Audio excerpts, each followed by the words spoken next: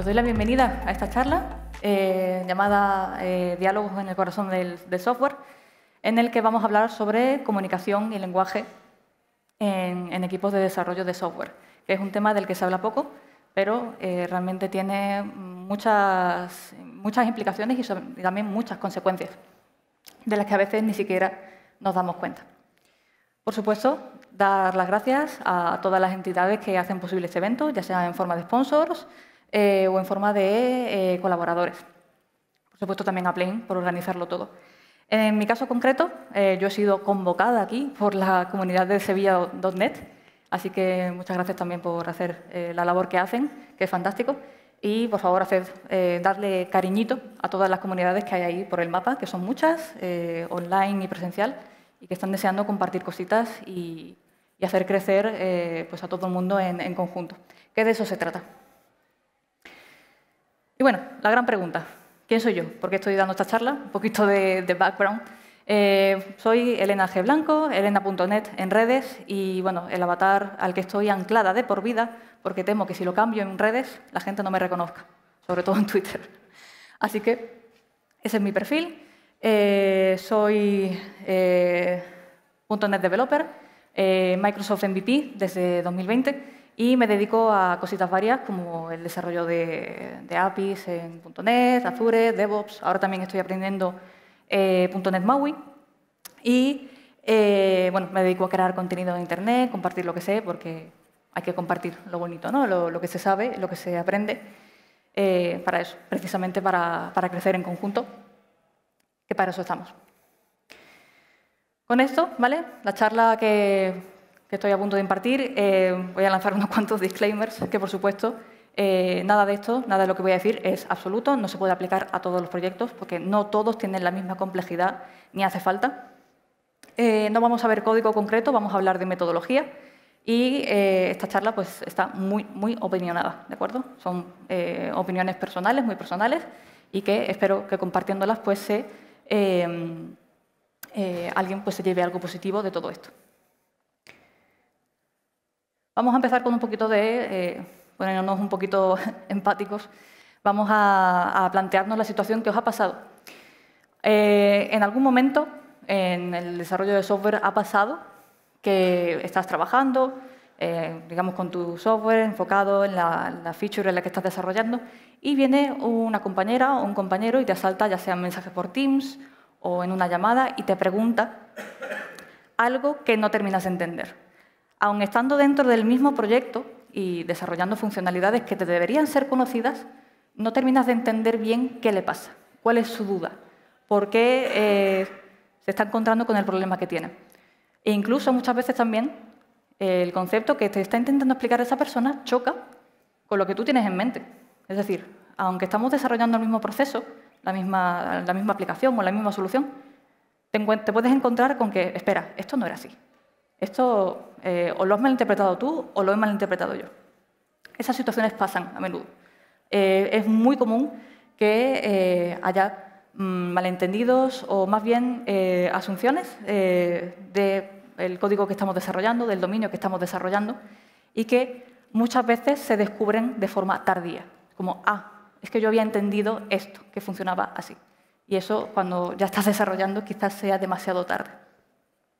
Y es que el desarrollo de software, en general, es algo muy complicado.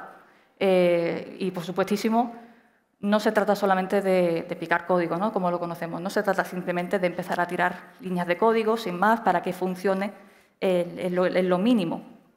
Se trata de muchísimo más y para eso hay que hacer unos ciertos ejercicios, hay que dejar de hacer asunciones o de dar cosas por hecho. Y esto pasa en muchos ámbitos.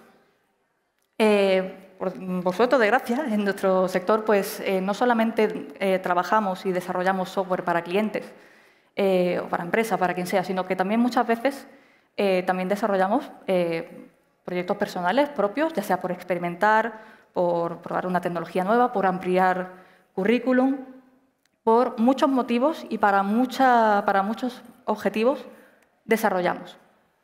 Y también en ocasiones, a medida que el proyecto crece, se va desarrollando, va acumulando código, también se agregan más personas con diferentes backgrounds, con diferentes expertise, con diferentes costumbres a la hora de tirar código. Y a veces incluso desde otras partes del mundo, sumando la complejidad del idioma, que no siempre sabemos solventar esa dificultad. Pero, en fin, al final, en solitario o en conjunto, creamos. Independientemente de esta situación, vamos a necesitar algo clave: comunicación. Comunicación fluida, comunicación al alcance de todo el mundo. E incluso cuando estamos desarrollando en solitario, cuando tenemos un pet project que lo conocemos, pues incluso vamos a necesitar una buena comunicación con nuestro yo del futuro para evitarnos problemas de, oye, pues, ¿cómo era esto? A lo mejor no retomas el código hasta dentro de, qué sé yo, 2 meses, incluso en un mes ya se te ha olvidado el qué has hecho y el por qué lo has hecho, hasta que no lo retomas en un tiempo. Con todo esto, con la comunicación que hay que tener fluida, también tenemos que tener claro la forma en que creamos y la forma en que se desarrolla todo este proceso. El producto final que vamos a desarrollar es para una persona concreta, una empresa, un cliente o incluso nosotros mismos. Pero el código con el que vamos a estar mucho tiempo es para nosotros, developers, para nuestros perfiles, y es un lugar en el que deberíamos estar tranquilos, cómodos. Deberíamos convertirlo en nuestro hogar. ¿Cuál sería un buen hogar para developers? Pues bueno, los que tengáis un poquito de conocimiento, vemos este tipo de gráficos y decimos, sí, esto, aquí me siento cómoda, aquí estoy bien, esto me encanta, ¿no? Digamos que es lo mío. Pero realmente hay poca comunicación aquí, más allá de cómo quieres un poco estructurar el código en sí mismo. Hay muchas cosas que este tipo de gráficos que acabo de mostrar no reflejan. Por supuesto, no refleja en absoluto que sea un lugar en el que vamos a estar trabajando y conviviendo mucho tiempo mientras el código crece, muta, a veces se convierte en algo horroroso, esperemos que no, pero es un lugar en el que vamos a pasar mucho tiempo. Vamos a asegurarnos de que es un sitio en el que vamos a estar bien, vamos a estar cómodos, en el que la gente puede unirse y puede colaborar y, por supuesto, quedarse mucho tiempo y aportar lo que pueda. Creo que también es un término que llevo escuchando un tiempo en redes sociales y que, de hecho, hace no mucho, en la primera charla lo ha mencionado Luru, sobre el código sostenible, código que pueda vivir durante mucho tiempo y que sea asequible para todo el mundo que esté implicado. ¿Cómo hacemos código sostenible? ¿Cómo construimos un hogar del código que estamos desarrollando? Pues comunicándonos de forma fluida entre todas las personas que conforman el equipo, aunque estemos en solitario, y también a través del código. ¿Cómo lo logramos? Pues, por desgracia, no hay muchos atajos a todo esto, ¿de acuerdo? Primero que todo, dejar clarísimo que comunicarnos de forma sencilla, concisa, concreta, yendo al grano, es una habilidad que se entrena, que requiere mucho esfuerzo. Igual que estamos nerviosos, nos aceleramos y tendemos a hablar muy rápido. Pues lo mismo pasa pues, al contrario. Tengo que hacer un esfuerzo mental en hacerme entender, en expresar exactamente lo que quiero, contando con que las personas que me van a leer o que me van a escuchar tienen el contexto adecuado. Entonces, es una habilidad que, bueno, a lo mejor la tenemos de forma natural, pero que hay que practicarla, se entrena y, por supuesto, se puede conseguir. También, este es otro tema, y es que no sabemos lo que no sabemos en muchas ocasiones. Es decir, nosotros podemos estar muy seguros sobre un tema concreto en el que estamos hablando, pero efectivamente hay muchas otras áreas, ya sea en la solución que estamos implementando, en el modelo, en lo que es el negocio, no sabemos muchas cosas. Entonces, podemos estar dándolas por hecho, podemos estar haciendo asunciones que son erróneas. Entonces, tenemos que tener claro que a lo mejor estamos caminando demasiado seguros sobre un terreno que no es el nuestro y que nos podemos caer y nos podemos tropezar. Entonces, hay que tener claro que en muchas ocasiones vamos a ser ignorantes del camino que estamos recorriendo. Por eso hay que tener cuidado, evitar hacer asunciones fáciles o dar por hecho cosas que no vamos a encontrar de sopetón que no son así. Y esto quizás es también un escollo bastante grande, sobre todo por quizá cómo se estructuran los equipos de desarrollo y cómo se establecen las comunicaciones con el cliente. Y es que muchas veces el equipo de desarrollo pues, no va a tener contacto directo con el cliente o la persona que al final va a usar el producto. Y eso es un problema. ¿Por qué es un problema? Porque si el developer o la persona que se encarga de la arquitectura no conoce de primera mano las necesidades del cliente, damos por hecho que va a haber una serie de personas entre medio que van a ir transmitiendo la información, las necesidades del cliente, y eso produce fugas de información. Es como jugar al juego del teléfono. Al final se van haciendo errores, se van haciendo malinterpretaciones, y esas fugas de información, pues al final pueden ser bastante vitales, porque a lo mejor en una de esas fugas de información hay un elemento clave, efectivamente, que puede darle la vuelta a prácticamente todo el modelo que estamos intentando implementar.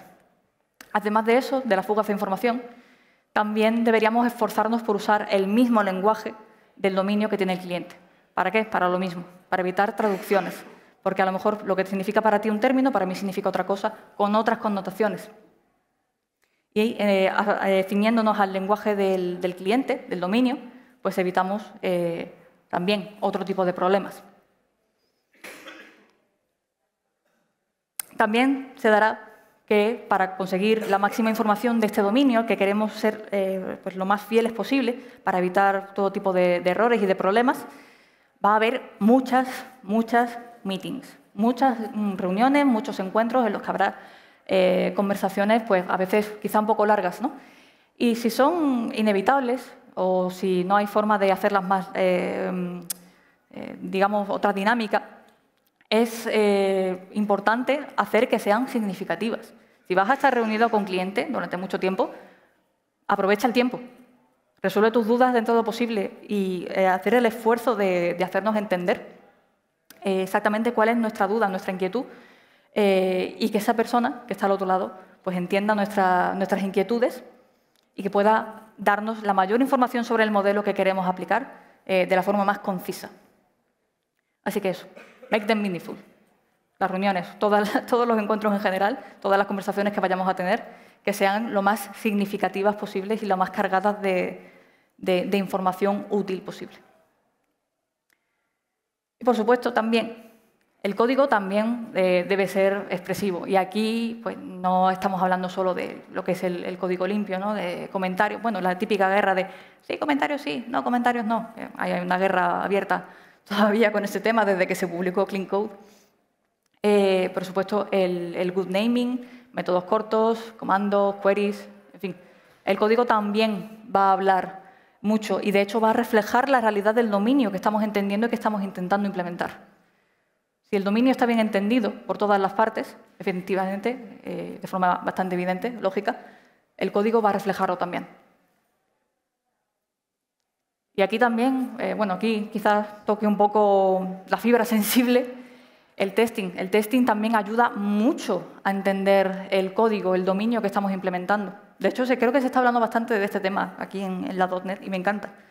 El testing literalmente va a describir el código que estamos creando y lo va no solo a reforzar a la hora de que sea sólido, que no haya excepciones y demás, sino que leer el código de una clase concreta nos va a describir de forma muy concreta y muy exacta cuáles son los valores que no son permitidos, cuáles son las situaciones en las que deben saltar excepciones, y eso le aporta mucho valor. Describe si el flujo es lo suficientemente claro, sin testing, si tenemos esa capacidad para hacer código expresivo, el testing termina, digamos, de darle esa punzada y lo describe de forma más concreta, más sólida y contempla todas las situaciones posibles.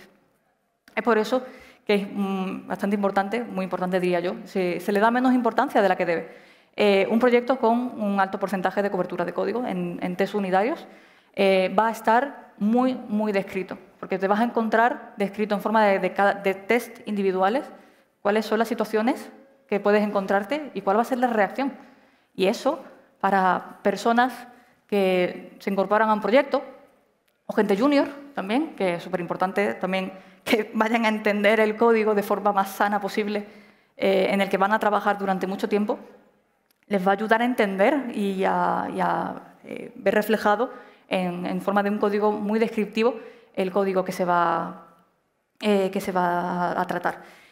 Y esto también sale a colación de el libro negro del programador, de Rafael Blanes, habla mucho sobre que en la industria del software destilamos mucho de cuando un proyecto va mal, que a veces ocurre, la tendencia que se suele hacer es meter más gente, porque tenemos la idea de que meter mucha más gente va a solucionar el problema. Y es un error muchas veces porque es nuevo aprendizaje, nuevo proceso. No es lo ideal, pero si va a ocurrir, es mejor que tener un código que sea lo más descriptivo posible y que permita a la gente que llegue nueva o la gente inexperta que pueda leer, entender sin el menor tiempo de supervisión posible por parte de alguien con más expertise en el proyecto. Entonces, le das alas para volar. Directamente puedes decirme, oye, mira, léete todo lo que son los tests y vas entendiendo. Y luego me resuelves las dudas, me planteas las dudas, perdón. De esta forma, estamos dando herramientas para nuestro yo del futuro y a las personas que están implicadas en el proyecto. Entonces, visto esto, vamos a volver un poco al principio, al lugar en el cual nos sentimos seguros generalmente con este gráfico de arquitectura, en el cual estamos separando por capas las diferentes partes de un software, que es aquí donde nos sentimos seguros, ¿no? Y muchas veces, cuando estamos iniciando un proyecto, pues evidentemente aquí nos sentimos bien, sabemos cómo queremos hacer las cosas y esto está estupendo. Pero, al final, la pregunta, ¿qué está pasando en la parte más importante del software, que es el dominio? Esa es la gran incógnita. Nos quedamos así, sí, esto está muy bien, sí, venga, vamos. Y empezamos a tirar código como maníacos, ¿no? Pero hay que resolver las grandes dudas de qué está pasando en esta capa. ¿Qué va a ocurrir? ¿Cómo se va a implementar? ¿Qué es lo que necesito resolver con el software que voy a escribir? Y, por supuesto, sobre todo cuando hay mucha gente en el proyecto de inicio, empezamos a tirar pues, código, hasta que al final pues, se mezcla una masa de clases y de código bastante caótica, que creo que Eric Evans, el autor de Domain Driven Design, lo describió muy bien como la Big Ball of Mud, la gran bola de barro, creo que era. En fin, justo todo ahí juntito, preparado para ser modelado y para ser preparado, o sea, definido como el modelo que queremos implementar. Pero, y al final, con el tiempo, vamos a ir creando código, tirando líneas, modelando nuestras clases, deshaciendo la Big Ball of Mud que hemos mencionado. Y el modelo, el dominio que al final perseguimos, va a emerger de forma natural si hemos hecho el trabajo previo de forma correcta, que es básicamente definir hacia dónde vamos, qué queremos implementar, qué vamos a hacer, qué es lo que necesita el cliente final. Por eso tenemos que prestar atención. ¿Cómo podemos definirlo? ¿Cómo podemos representarlo? Pues bueno, hay formas, ¿no? Esto concretamente es el mapa de navegación de una aplicación móvil, en la cual puedes ver las diferentes pantallas a través de las cuales puedes ir navegando y qué operaciones puedes ir realizando. Y digamos que esto se acerca bastante a lo que es la definición de un modelo, cómo va a funcionar, qué cosas puedes hacer, pero no alcanza todo el nivel de precisión que nosotros necesitamos. Necesitamos saber exactamente qué puede hacer, qué debe hacer el software, qué limitaciones tengo, qué side effects va a causar cuando realizamos una acción. Vamos concretando, vamos huyendo de este tipo, complementando este tipo de gráficos como el anterior. Y, por supuesto, ahí está el enemigo disfrazado, el enemigo oculto, que es el Database Driven Design. Que es, bueno, yo he caído mucho tiempo en esto y es que creyendo que teniendo una buena base de datos, donde todas las entidades todas las tablas están bien definidas y están bien relacionadas, eso ya es suficiente, porque van a estar pues eso, bien representadas. Al final la información va a acabar almacenada de forma correcta, pero ahí nos estamos quedando, por supuesto, a la mitad del camino. Al final, efectivamente, hay que hacer un buen diseño de bases de datos, de relaciones y de entidades, pero no nos podemos quedar ahí. Como ya os digo, no se trata solamente, y de forma obvia, aunque no lo parezca, de identificar entidades y la cardinalidad entre ellas. Para evitar quedarnos, digamos, en esa línea de definir entidades, cardinalidades, de dibujar un flujo de navegación entre diferentes vistas, pantallas o como lo prefiramos llamar, surge una corriente llamada Event Storming, creada por Alberto Brandolini, basada fuertemente en el Domain Driven Design. Y el Event Storming es literalmente una reunión en la que todas las personas que van a dedicarse a picar código de una solución se van a sentar y van a plantearse cómo funciona el modelo que quieren implementar. Al final de estas reuniones, de este Event Storming, se va a ver algo así. Y seguramente nos sonará mucho porque nos encanta o nos encantaba reunirnos en las oficinas y empezar a coger POSITs y empezar a identificar diferentes componentes, ¿no? Pero no se trata de solo esto. Evidentemente hay que identificar entidades que van a estar en juego y eso está bien, pero el Event Storming va más allá y define, nos obliga o nos ayuda a identificar las entidades y cómo éstas se van moviendo a través del tiempo con los diferentes eventos. ¿Qué pasa cuando un usuario es registrado pero tiene un email inválido? Todos estos posibles escenarios, estos eventos, van, digamos, a entrar en la aplicación y a través de este Event Storming vamos a ir identificando, pues esto no puede pasar, estos valeros no son válidos. Este evento va a causar que se cambie la información de esta otra entidad. Todos estos eventos se van a quedar registrados y la idea de este Event Storming, ¿de acuerdo?, es que sea, como ya digo, un evento en el que todas las personas que vayan a picar colaboren, planteen dudas. La persona que tiene el conocimiento del dominio, lo que llamaría Eric Evans, experto en el dominio, también debería estar presente, porque es esa persona la que va a ayudar a definir todos estos eventos. Y nos va a decir, por aquí no, por aquí sí. Y entonces aparece una nueva entidad que le pasa lo que sea. Teniendo todo el mundo claro, inclusive el cliente, en un lenguaje común y asequible a todo el mundo, lo que tiene que pasar, es mucho más fácil descubrir posibles fallos, cosas que se dan por hecho y demás. Con este tipo de herramientas vamos a ver un flujo muy claro, muy definido, en la que todo el mundo, desde el primer día, debería tener claro hacia dónde vamos y qué cosas se pueden hacer y cuáles no. Con este tipo de procesos, el objetivo del Event Storming es identificar las entidades, no las entidades de Entity Framework Core, como seguramente estaremos aquí acostumbrados. Los diferentes modelos que van a ser afectados o que van a ser tratados en esta solución. Eventos que la modifican, side effects, circunstancias o valores no permitidos. Todas estas cosas van a quedar muy claras, de una forma muy visual, muy clara para todo el mundo. Y eso es ideal, porque la situación que planteábamos en inicio, en la que no entiendo bien lo que dices, esto creía que era de otra forma, o no entiendo bien a qué te refieres, debería resolverse. Y si sucediese que apareciese, pues podemos ir en conjunto, movernos hacia este gráfico y de nuevo decir, estamos aquí, vamos hacia allá, esta situación es la que tú has malentendido o la que yo he malentendido y se resuelve así. O directamente, en caso de que haya la discordia suficiente o no esté nada claro, volver a acudir al experto o a la experta en dominio y que nos resuelva la duda. Porque al final es que se habla poco quizá, pero la primera persona interesada en que se resuelva el software es el mismo cliente, la misma persona que tiene la necesidad. Y solemos tener esta frase de no voy a preguntarle al cliente porque no va a entender. Evidentemente no va a entender de las minucias y de los detalles técnicos, pero es que tampoco le interesan.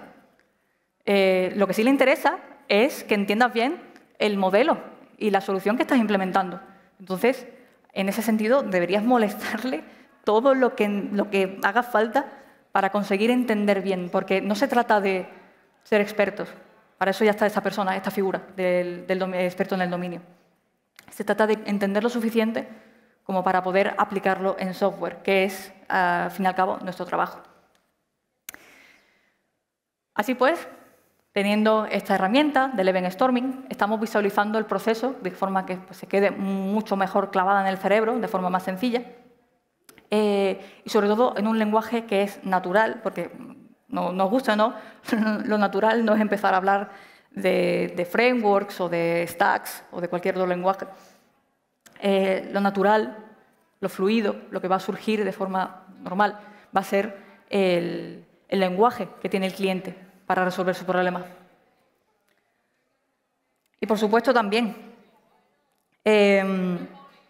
nos evitaremos este tipo de problemas en el que muchas veces nos estamos refiriendo a un mismo término, a una misma entidad que podemos llamar, pero que dependiendo del contexto no siempre significa lo mismo. Y para aquí, este gráfico maravilloso, en el que hablamos también de los bounded contexts, que también otro término de Eric Evans en Domain Driven Design, y es que representa perfectamente cómo, dependiendo de un contexto, una misma entidad, dependiendo de dónde, no va a significar lo mismo.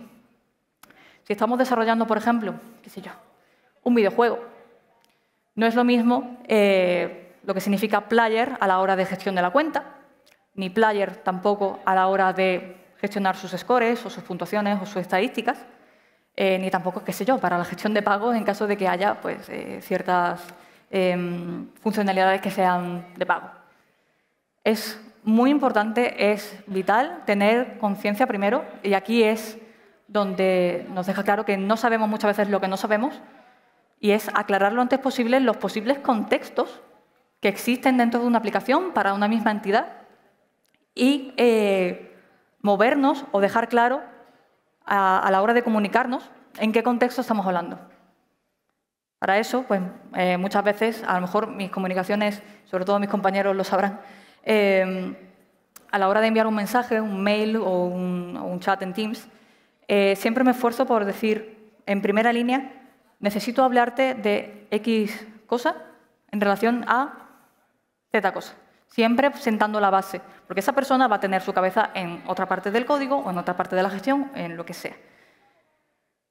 Es más importante de lo que parece el querer hacernos entender. Muchas veces no nos damos cuenta de que no lo ponemos fácil.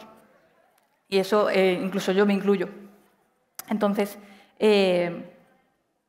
aprender a identificar los contextos que existen, que implican asegurarnos de que estamos hablando en el mismo contexto para comunicarnos de forma lo más fluida posible, sobre todo que nos entiendan y que nos resuelvan la duda pues, lo antes posible, porque muchas veces es muy frustrante decir, necesito que me resuelvas esto, y quizás no estemos usando las herramientas que necesitemos. Así que, conclusión de este apartado concreto, vamos a esforzarnos por aprender a usar los contextos adecuados con las personas adecuadas. No es lo mismo, evidentemente, hablar con una persona que tiene un perfil técnico o que tiene un perfil técnico en otro lenguaje o en otro stack, o en otro framework. Tampoco con otras personas que sí quieren estar implicadas en el proyecto, pero no son perfiles como los nuestros. Y eso se habla poco, pero muchas veces no hablamos con gente de marketing o hablamos con gente de gestión de personas. En fin, contextualicemos en general. Aquí ya no estamos hablando solo de software, estamos hablando de comunicación en general.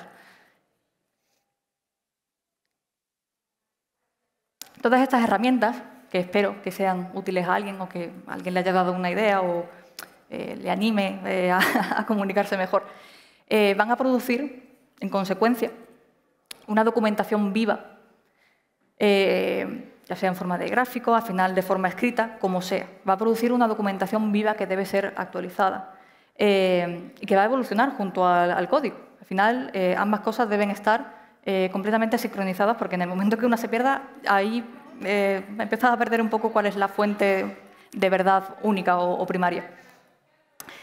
Y también, por supuestísimo, el código evoluciona, los test también. No me vale cambiar el código y empezar a comentar test, porque es que como ha cambiado el código ya no pasa.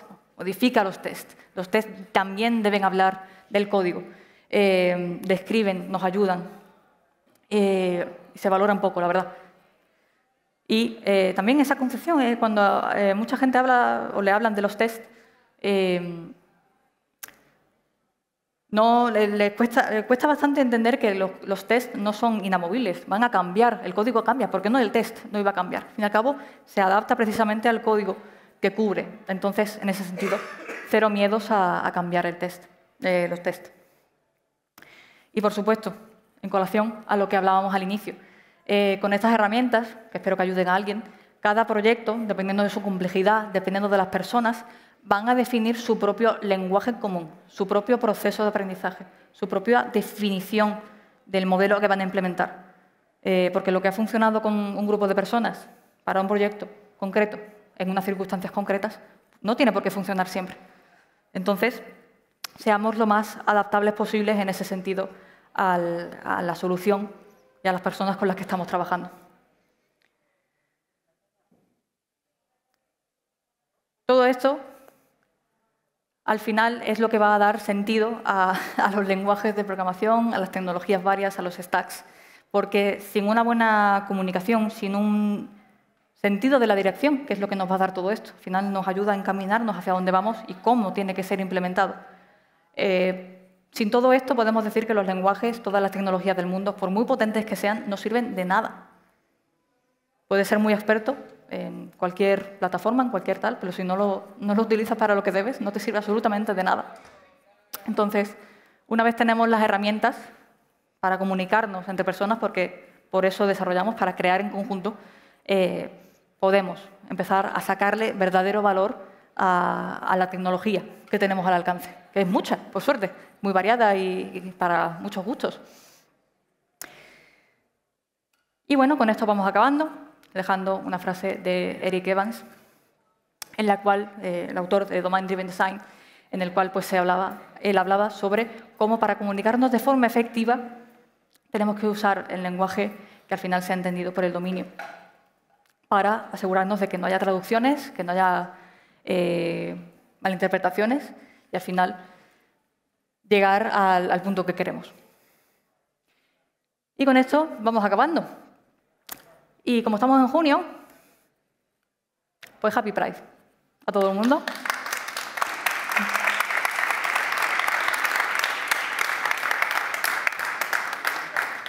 Por si acaso, no soy experta ante todo, pero por favor, la pregunta.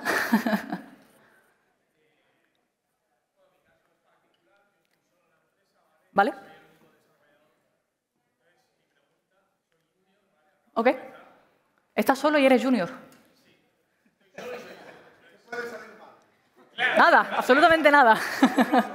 Entonces, Ok. mi pregunta es, ¿qué ¿Tu nombre? consejos podrías darme para mi yo del futuro Bien. escribir mejor mi código y que dentro de 2 días sepa lo que estaba haciendo? Pues, que ya me ha pasado y no... bien. Asumir que no sabes nada. En ese sentido, tú eres... bueno, el proyecto estás trabajando, ¿no? Al final es para el cliente. Da por hecho que tú fueras el cliente, es lo que te diría. Intenta explicártelo como si recién llegases al proyecto, no entiendes nada, no sabes por qué se han tomado X decisiones, píntate todos los gráficos que te hagan falta. Cuídate a ti mismo, en ese sentido. Eso.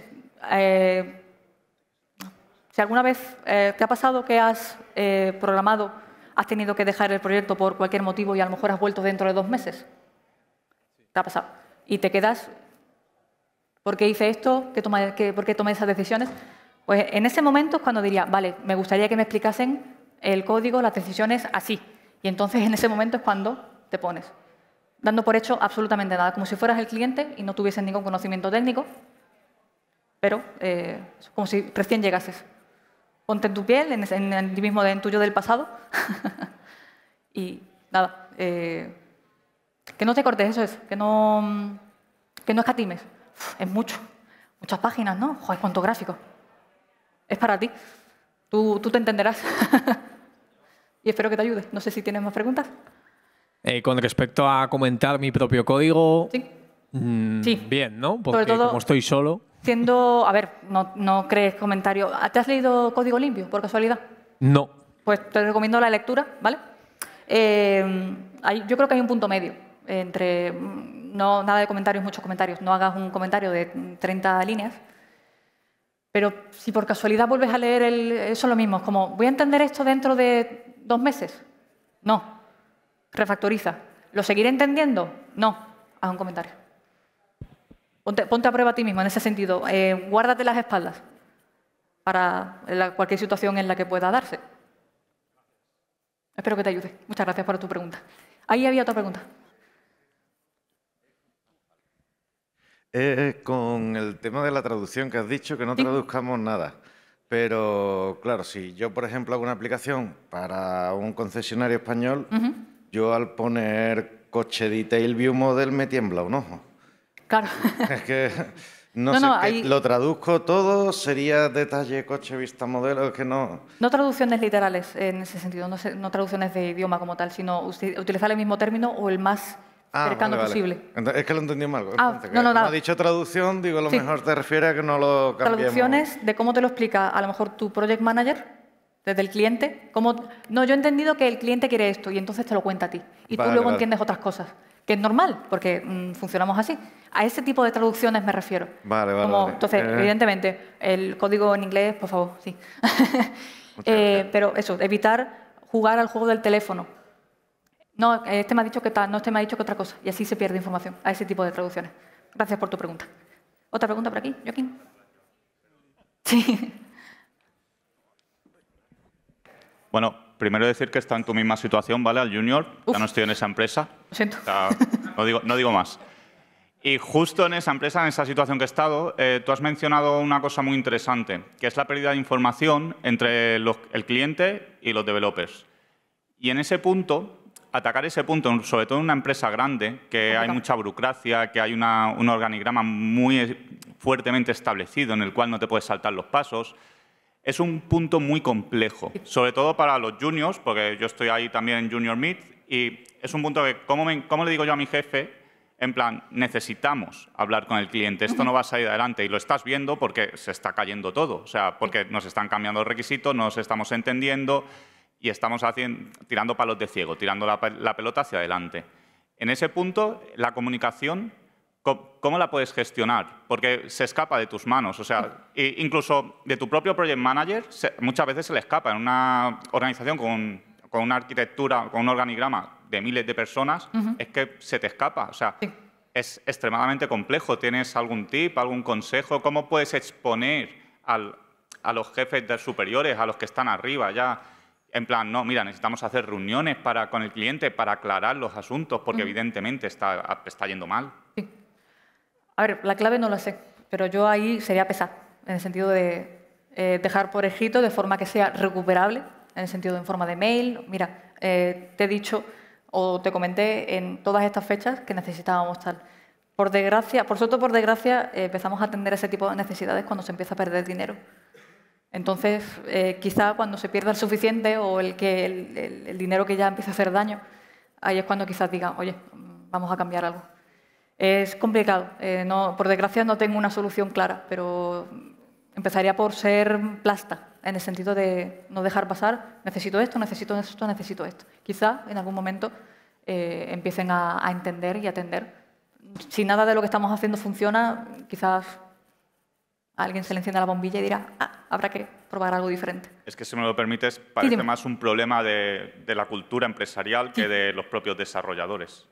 Claro. O sea, por eso, esa parte de la comunicación lo has dicho y he dicho, hostia, es que duele. Sí, Como desarrollador duele. Sí.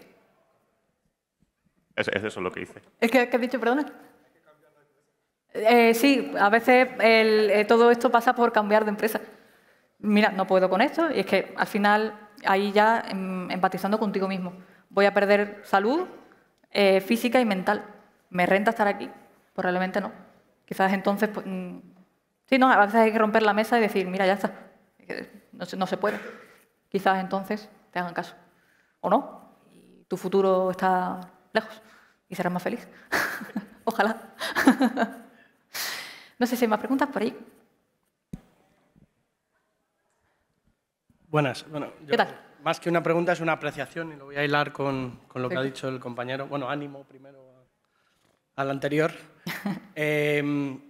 Completamente de acuerdo con todo lo que has contado, más con lo último que le has dicho. Es decir, antes en la charla anterior David ha dicho el que no llora no mama y justo, creo que es esa frase. aplicable a este tipo de conceptos. Es esa frase, sí. Yo creo que en muchas ocasiones es una cuestión más estructural, más empresarial, más de cultura, pero creo que también adolecemos de una cuestión y es que es una soft skill, el de la comunicación, que no se fomenta en el mundo tecnológico o en el mundo técnico. Es decir, voy a coger lo que ha dicho Elena, ¿no? Elena, sí. Perdón, soy malísimo No para te los nombres, ¿no? Y ya he dicho dos y no sé ni cómo. Nos acogemos mucho a técnicas, nos acogemos mucho a usar metodologías, estándares que nos ayudan, pero no te quitan ese paso de la comunicación directa, que al final es el que más te va a esclarecer las cosas y el que te tiene que dar muchísima más visión que cualquier otro tipo de cosas, que son soportes, que te pueden ayudar luego a mantenerlo en el tiempo, a recordarlo dentro de 8 meses o de 20 o de cuando sea, o ayudar a los que vienen por detrás.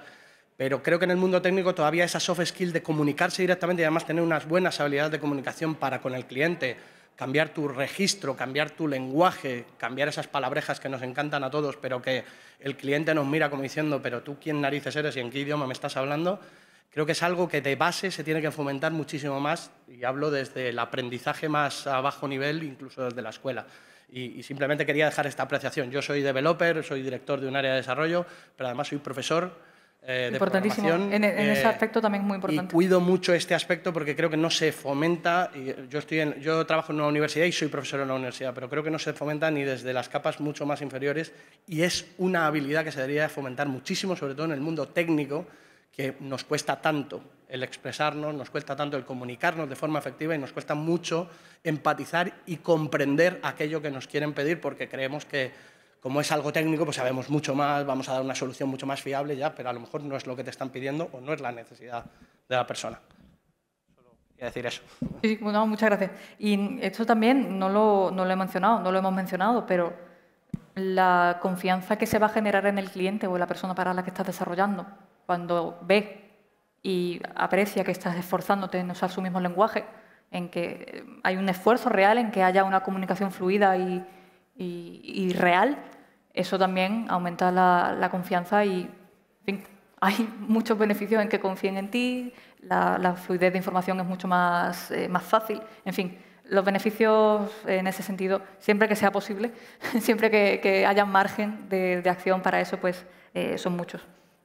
Pero efectivamente, ojalá que se promoviese más desde capas muy bajas, porque directamente nos encanta empezar a picar código, pero no se trata solo de eso. Así que, no sé si hay más preguntas. Ok, pues con esto hemos acabado. Muchísimas gracias a todas las personas que han asistido, que lo han hecho posible.